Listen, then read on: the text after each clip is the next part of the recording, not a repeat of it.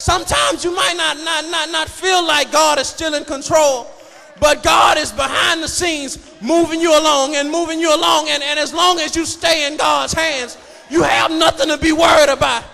But oftentimes we get scared. Oftentimes we get frustrated. Oftentimes we get mad. Oftentimes we get upset. But all along, God still has us in control, and he's just moving us along, moving us along. When I say fireproof faith, in the book of Zechariah, it talks about how God will bring you through the fire. It talks about how it gives reference to God as being like a goldsmith or a silversmith. And oftentimes God will see a piece of silver or a piece of gold that has potential, but it's still holding on to some stuff in his life that's preventing it from having fireproof faith, that's preventing him from being the person that God, the Christian that God has called you to be. And so what God will do is he'll take that piece of silver, he'll take that piece of gold, and he'll put it inside of a crucible or a big hot pot. And when he put it inside of the hot pot, he'll bring it through the fire.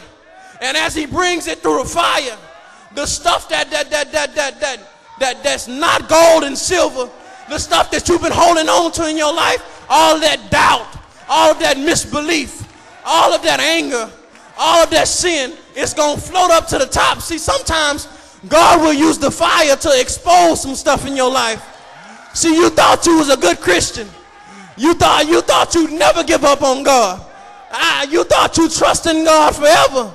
And then it happened. Something happened in your life that hit you, and you didn't know what to do. You lost all signs of faith.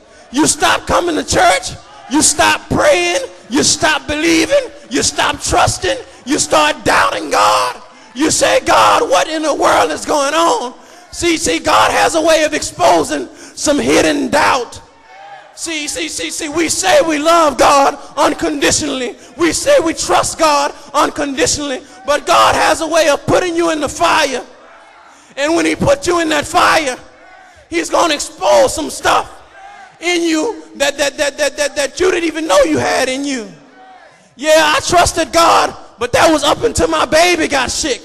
Yeah, I trusted God, but that was up until my marriage broke up. Yeah, I trusted God, but that was up until I went broke and didn't have no more money. Are you willing to trust God unconditionally? Are you willing to have fireproof faith? God say faith the size of a mustard seed can move mountains. It can move big old mountains. If you have faith the size of a mustard seed, you can move mountains. But if you begin to doubt God, see, that's why I like when God brings problems and troubles and situations my way, because it keeps me praying. It keeps me humble. It keeps me surrendered. It keeps me in the right perspective, realizing that God is able to do the impossible. See, so many times we get caught up in trying to do things with our own hands, trying to fix things ourselves, and we got to get rid of that stuff. You got to trust God to do every single thing in your life.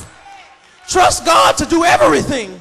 Not some things, but everything. God can do everything.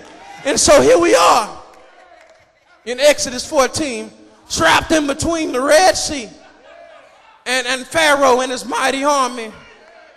Moses say, just be still. Just be still. Why can't we just be still?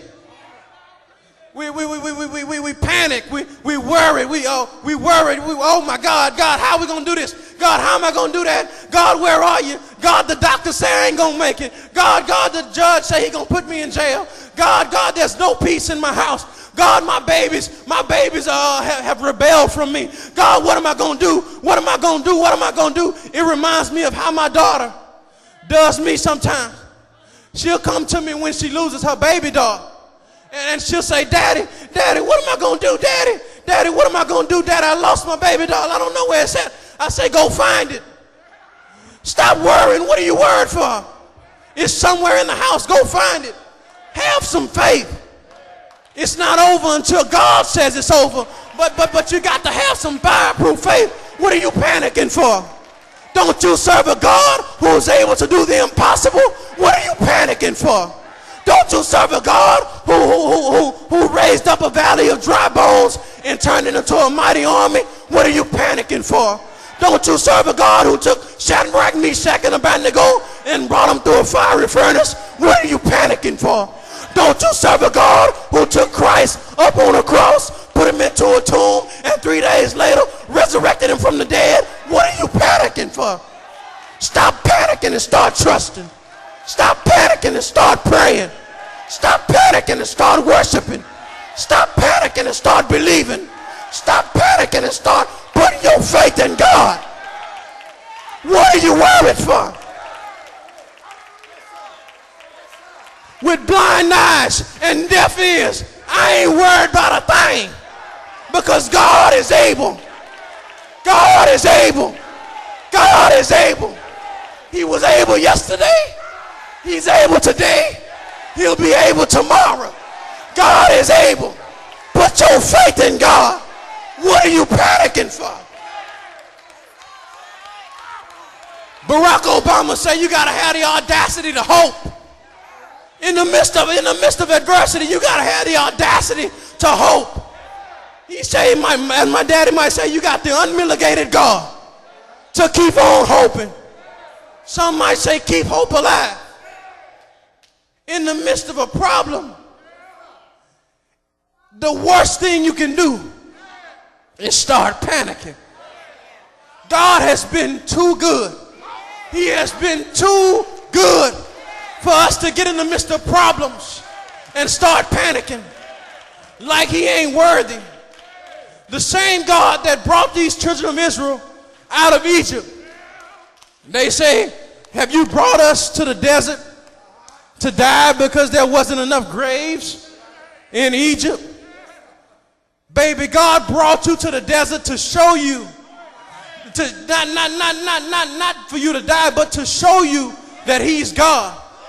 And if you go back to the beginning of the chapter, it says that God hardened the hearts of Pharaoh, and God made Pharaoh pursue the children of Israel. So all along, God was setting you up because he saw some stuff in you that he wanted to get rid of. He saw some doubt in you that he wanted to get rid of. He saw some misbelief in you that he wanted to get rid of. And so he set you up. How many of you know that sometimes your problem has been set up by God not to defeat you, not to destroy you, not to hurt you, not to harm you, but to teach you and to show you that he is God. And so when you get trapped in between the Red Sea and you get trapped in between Pharaoh's army, don't get caught up in the laws of this world. Don't get caught up in the stuff of this world. Science will kill you. If you put your faith in science, it will kill you. If you put your faith in the natural, it will kill you. If you put your faith in earthly stuff, it will kill you. You want to know why? Because God doesn't operate in the natural. God operates in the supernatural. God has the ability to do the impossible. God has the ability to see the invisible. God has the ability to touch the intangible. If you operate in the natural, you already got one foot in the casket. Because God is able to do the impossible. So I'm trapped in between the Red Sea and the waters are flooding. And Pharaoh and his army are closing up behind me. What am I going to do? I believe if you just have a little faith. Moses say, be still, and the Lord will fight your battles. The problems that you have in the day, I guarantee you that when God get through fighting your battles, you won't have them no more. That cancer that you fighting today, I guarantee you that when God get through fighting your battles, you won't have it no more. That bad child that you're dealing with today, I guarantee you that when